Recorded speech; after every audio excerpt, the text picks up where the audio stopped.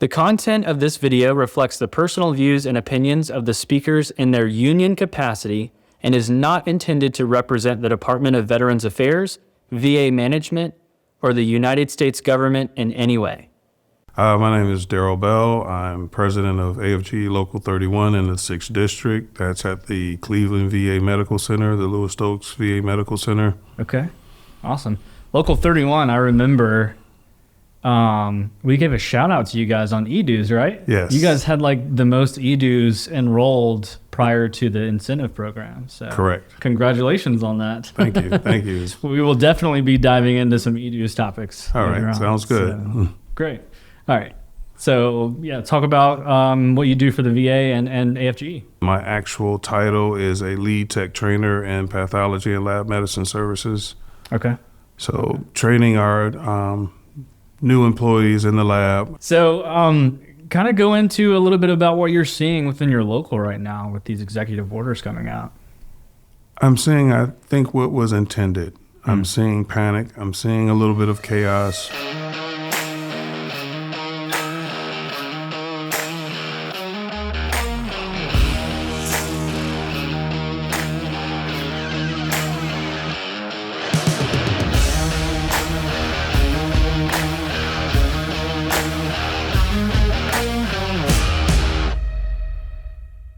There's a threat that we're facing currently.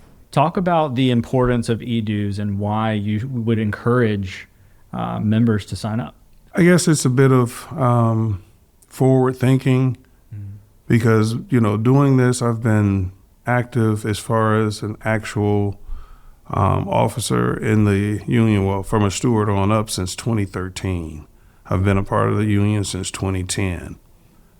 The one remaining consistent has been an anti-labor sentiment that is always prevalent here in DC.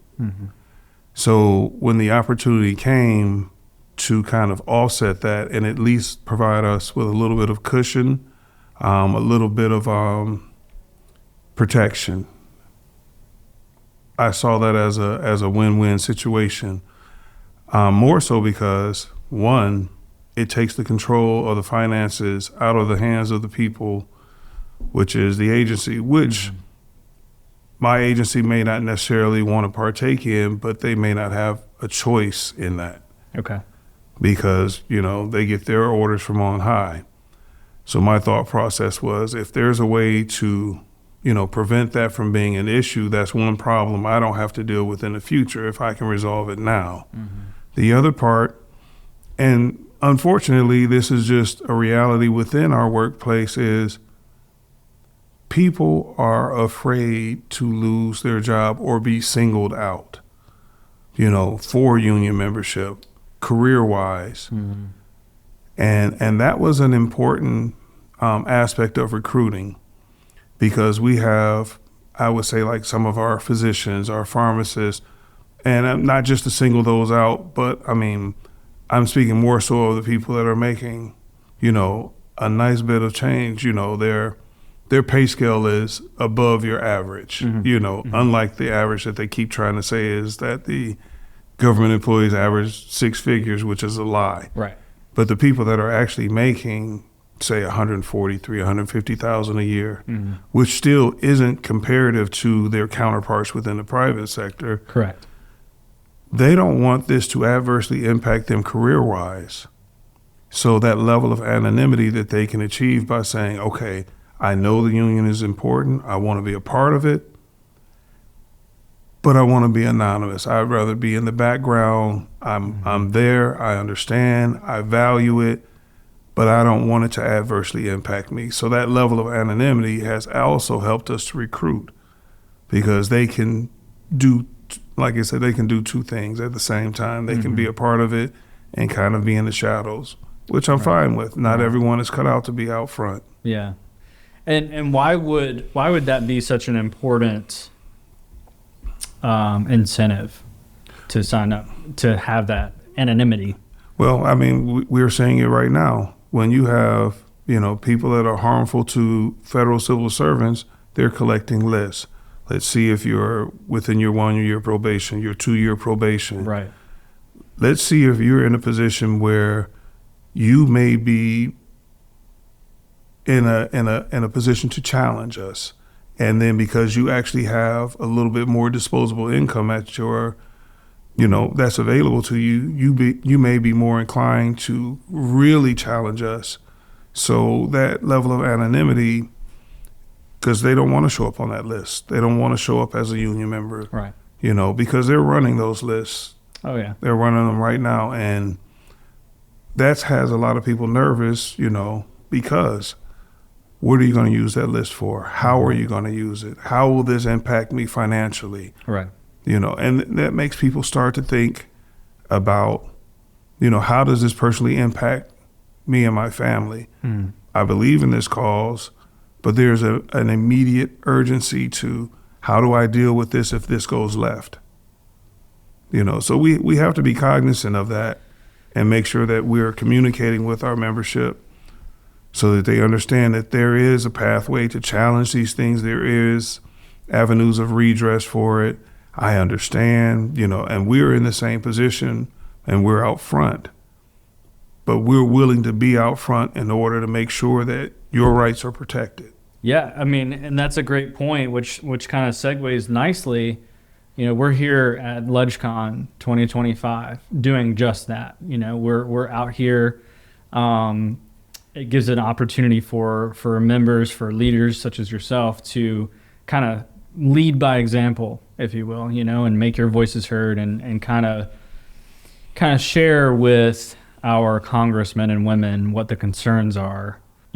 Maybe you can provide, if you've had any encounters while you're here in LegCon, if you've been able to kind of, relay some of that. What are some of the concerns that you're seeing? Well, we've had our congressional meetings. I mean, some have been less than fantastic, I guess you could say, and some have been great. We had our congressional breakfast this morning where we had quite a few members. Well, one member in particular, which was Congresswoman Shontel Brown from the Congressional District 11, which the VA sits in. And then we had staffers for Marcy Kaptur. It was numerous people actually showed up, even with the weather, which was good. But what we wanted them to understand is this is what we've been talking about, and now it's real, and the one thing, and I have to give a lot of praise and thanks to the individuals that were willing to come out here, that were willing to have these difficult conversations, that were willing to be ignored and turned away, because this is unfortunately the time that we're in, but this is also the time where that separates the individuals that really believe in this fight and the ones that don't, because this is not an easy time. At the same, with that in mind, we need to make sure that the people that we stand behind, that they're out front and vocal. And we appreciate that. We appreciate the fact that they're voting the right way. They seem to be where we need them to be with the issues that impact us. But in this environment, we need them more visible, more vocal. It's going to be a fair exchange between us. Just like when we want them to come out to our rallies, we have to also participate when they're holding things and invite others. Right. Because it's a codependent or independent kind of relationship. We need each other. But you are in a position of power that we don't have. We have the power of the people. Right. But you're in a position of power that you were voted to make sure that the people were taken care of. How do we make that manifest? How do we get that to be more out here in the open, in the public eye, so that they see that there is not just us fighting, but they see you fighting too, and fighting with a loud voice, not a whisper. And that's not a a slight to anyone. I'm just saying that, right. Just like we were very vocal on the Hill, the unification and the solidarity between unions, which did not happen when they attacked unions under Reagan, because they painted the same way they're painting us. They painted them as entitled and overpaid. Right. And the general public bought it. And none of the other unions stepped in. That became the turning point of a massive decline in union membership in this country, which also became a massive downturn in the middle class income. Now we're seeing what should have happened. We're seeing our brothers that are in the trades. We're seeing our brothers and sisters that are in the service industry. We're seeing all of these different unions saying, you know what? They're actually understanding an injury to one is an injury to all, because if it's not you now, it will be you. And even the people that aren't unionized, that are in the public sector, they know that whatever we endure, it's coming for them next. As a matter of fact, talking to a few individuals in my hometown, they were seeing what they were proposing for federal employees and an immediate implementation of it in the private sector. That is insane. Really? So there is no period where they had that complacency and then they now have to react to it being done to them. It's being done in real time. So either we all wake up or it's over. And I don't want it to be over. We didn't take these jobs because they were the highest paying jobs.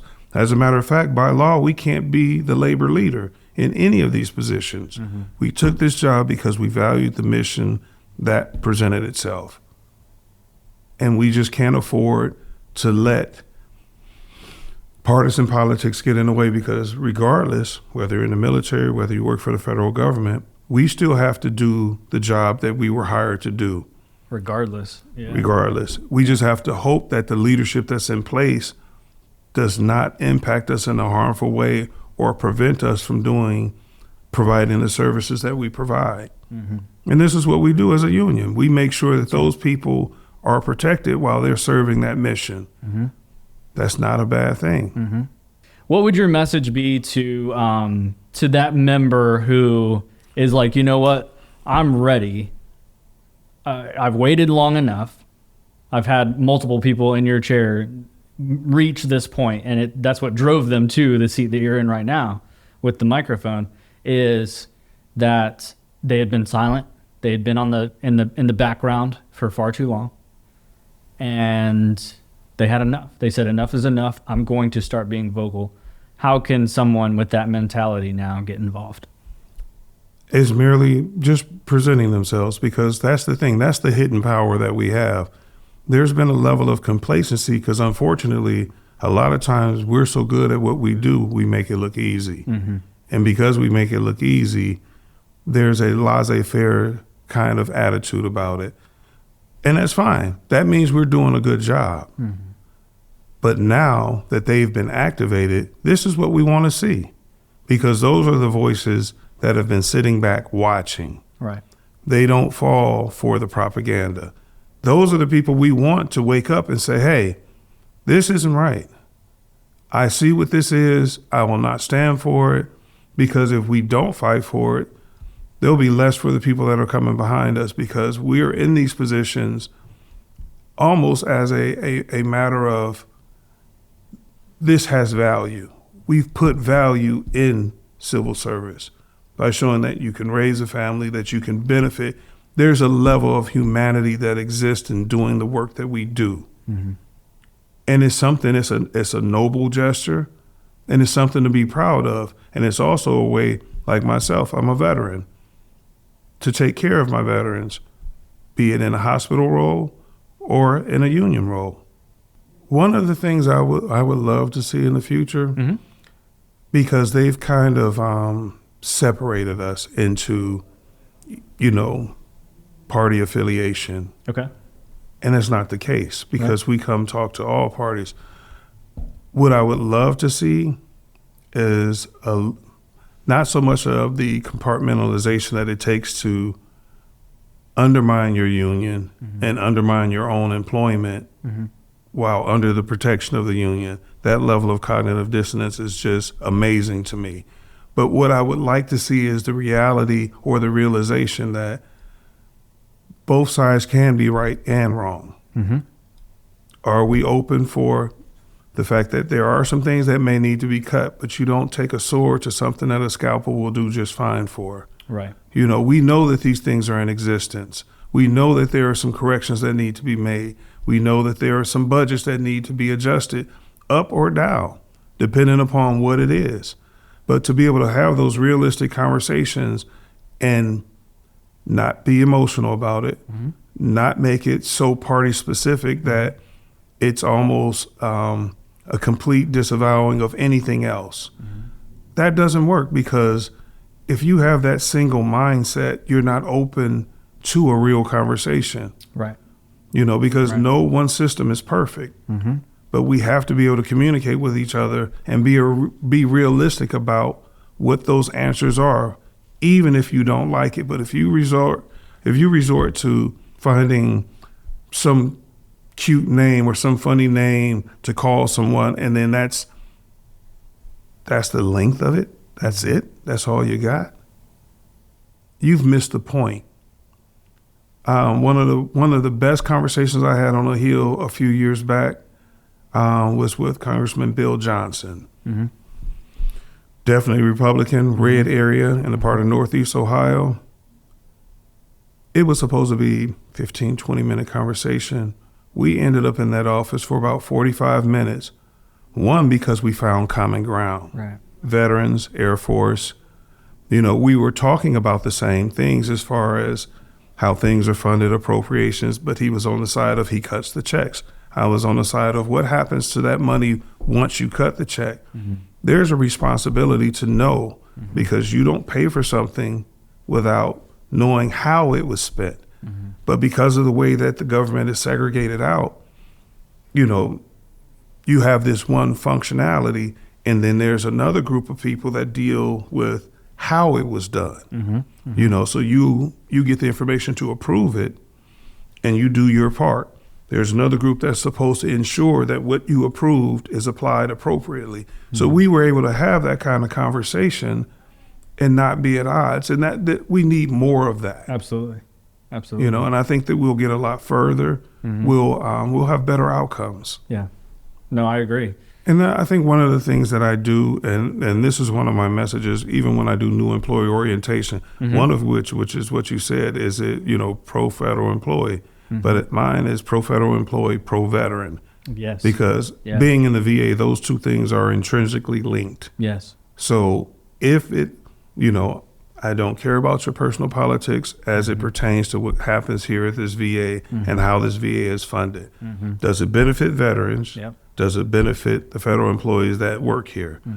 Of which, a good percentage, a third or more, are veterans anyway. Yep. So is it a bit self-serving to a degree? Absolutely. But what isn't? When you really look at it, you're not participating in something unless you're getting something from it. Sure. But that takes a lot of the individualism out of it. I'm a federal employee. I want to see these jobs remain. I'm also a veteran. I'm walking around this facility. I may have to actually reside in this facility one day. What do I want that to look like? And it's not going to matter who's in office. Will you be here functioning and have the ability to provide care for me? Right. That's it. I think, especially with the VA, the individualism pretty much stops after the paycheck. You're in it obviously to make an income, to provide for your family. But as you stated before, federal employment is often, if not always, underpaid compared to the private sector. So to accept this position within the VA, yes, you're benefiting by receiving a paycheck, but that's about where it stops, because everything else is solely dedicated to the veterans and the care that they receive, making sure that you do your job day in and day out to the best of your ability so that they know that they're getting the best care that they need. And that's why in every area of care, we outperform the private sector. Absolutely. And the veterans, everyone that I've talked to and interviewed around these topics, prefer to have their care at the VA. Yes. And it's not just because, they're jumping on a bandwagon or something. It's for a specific reason that they know they can walk in and they can receive the care that's tailored to them and their issues. They're primary care or their doctor, their surgeon, whoever, they know their case. Often they know them by name, and they know that they can walk into that facility and get all of the care they need in one spot. Yes. You know, the concern with all of these hiring freezes and short staffing concerns, and now the deferred resignation program that's going to have an even more negative impact on the staffing. What does that look like? How is that going to impact the veterans' care that they receive? I mean, it could severely impact the veterans' care. What we're looking at, and yes, they came out with the hiring freeze, and then they put us on the excluded or exempted list.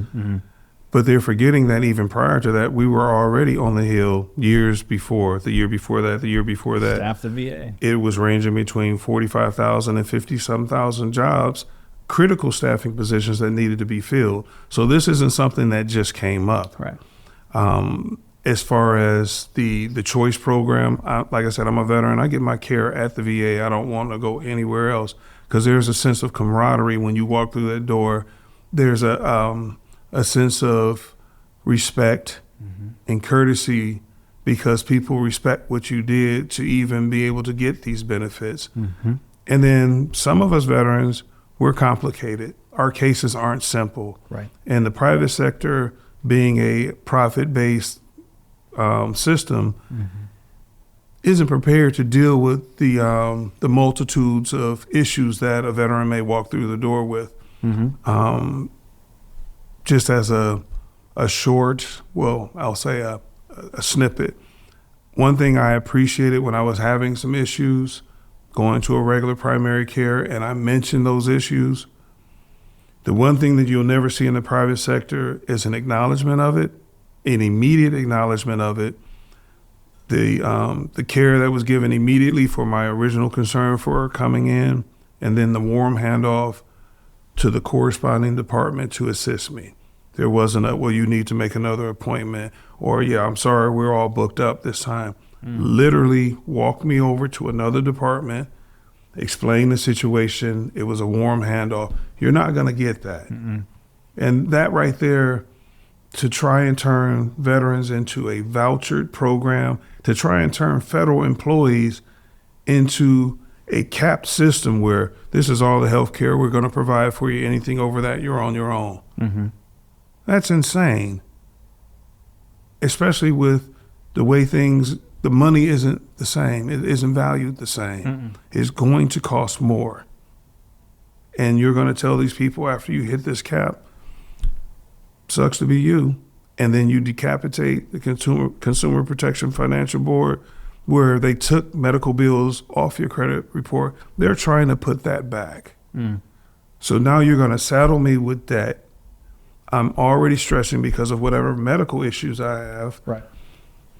As a veteran, you're going to send me out into the community where we do that for specialized cases or for some things that maybe your facility is inundated with and they can't handle that volume. Then you could piecemeal that out, but you're going to send that person there, and then when they leave, they're going to get a bill?